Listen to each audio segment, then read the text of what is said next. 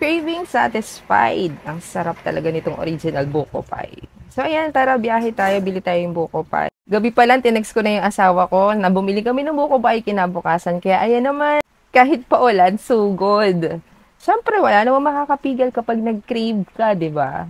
Kahit gaano pa yun kalayo. From Calamba kami, so dinayo pa namin ang Los Baños para bumili ng buko pie. At ayan na nga, bumuhos na ang ulan.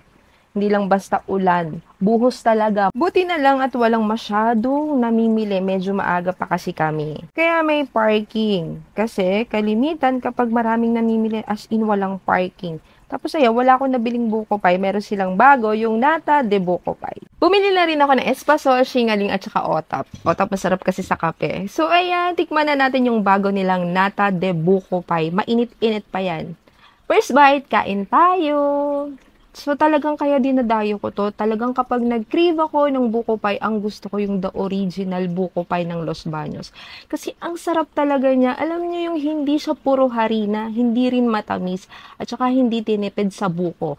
At nadagdagan pa nga ng nata. So, talagang kaya dinadayo namin to eh. Sobrang sulit ang dayo mo kahit pumila ka pa. Sabi lang ng asawa ko, wag lang lagi akong bibili. Kasi napapakain din siya. So, ayan mga sisi ko, hanggang dito na lang. Kain muna ako. Thank you for watching!